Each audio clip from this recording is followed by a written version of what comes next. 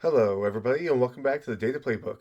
We've been through the NFC Championship data now, so if you want to go see that, that's a previous video. But with no updates to talk about with the tool, I'm just going to cover LA at Seattle. Starting off with your team totals that you can compare, and looking at the team data, you have Seattle favored on the money line with a spread of 2.5 and a total line of 45.5. Switching over to their seasonal averages, which match up to these rankings, so you have LA with a scoring rank of 1, a passing rank of 2, and a rushing rank of 10. And defensively, a allowed scoring rank of 10, a allowed passing rank of 22, and a allowed rushing rank of 11.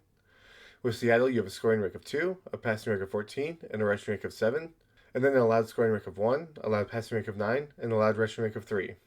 Moving into your individual data, and starting with your quarterbacks, you have Matthew Stafford for the Rams, and you have the defense that Stafford's going to be facing, with the top pass defender here, the top tackler here, and the player with the most sacks here. Flipping over to Stafford's averages, and moving down to his week-by-week information. And for his turnovers, he has 9 interceptions this season, with 2 fumbles lost due to sacks, as well as 1 rushing fumble. For his rushing share, he gets about 6.6% of the rushing carry share, but that amounts to almost no rushing yards, and it doesn't really show up well here, but that's probably less than like 0.1%. It's very small. For the Seattle's quarterback, you have Sam Darnold, and again, of course, the defense that he'll be going against on the Rams, with your top pass defender, Forbes, Landman as your top tackler, and Turner as the sack leader. Here are Darnold's averages and his week-by-week information. And for his turnovers, he's had 14 interceptions this season, with 5 fumbles lost due to sacks and 1 rushing fumble.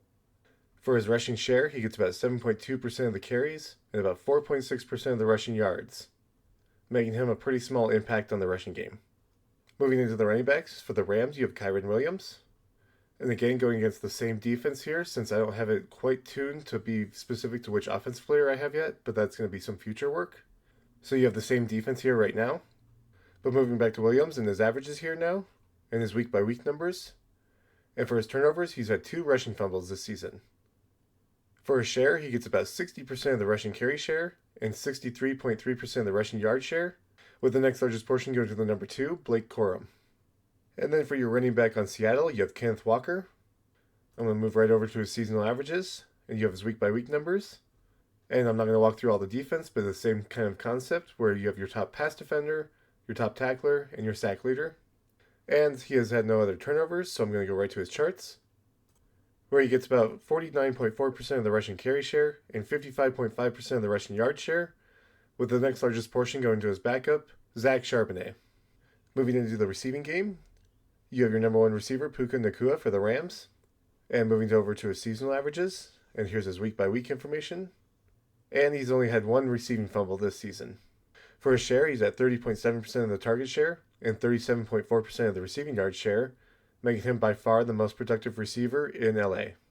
And then your number 2 receiver in LA is Devontae Adams, with his seasonal averages and week-by-week information. And he's had no turnovers this season. For his share, he's at 21% of the target share and 17.6% of the receiving yard share, making him the second most productive receiver in LA. On Seattle's side, your number 1 receiver is Jackson Smith-Njigba, with his seasonal averages and week-by-week numbers. And he's had 1 receiving fumble that he's turned over this season. For his share, he's at 32.4% of the target share and 40.6% of the receiving yard share, making him the most productive receiver in Seattle. And then your number 2 receiver is Cooper Kupp, switching over to his averages and the week-by-week numbers. And he's had 2 turnovers, 1 receiving fumble, and 1 interception.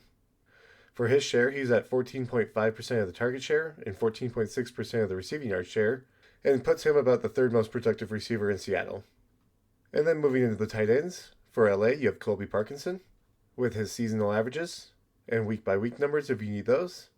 And he's had 1 receiving fumble this season. For his share, he's at 10.4% of the target share and about 9.9% of the receiving yard share. On the other side of the ball, you have A.J. Barner as your tight end, with his seasonal averages, and then, of course, the week-by-week information. And he's had no turnovers he's actually given up this season. For his share, he's at 13.2% of the target share and 11.6% of the receiving yard share. So that concludes all your individual data in this game. Just looking at how these 2 teams match up, you have the best team in the league at preventing scoring against the best team in the league at scoring, so that should be a really good, interesting matchup. Otherwise, you have a passing rank of 2 in LA against an allowed passing rank of 9, giving LA the slight advantage there. but losing the advantage in the rushing game with a rushing rate of 10 against an allowed rushing rate of 3. On Seattle's side for the offense, they're the number 2 team in the league at scoring, against an allowed scoring rate of 10 on LA. You also have Seattle with a passing rate of 14 against an allowed passing rate of 22, and a rushing rate of 7 against an allowed rushing rate of 11 there, giving Seattle's offense the advantage across the board. So this should be a really good game, as it's a divisional game as well. I do think in the end, the advantage sits with Seattle, with being home, with every ranking this on Seattle's offense also beating all the defensive rankings in LA. And LA only has the passing rate of 2 against the allowed passing rate of 9 as an advantage. So there, I also think LA loses an offensive advantage, making all these numbers point to Seattle as the winner. So that wraps up the NFC conference data and all of our conference games for this season.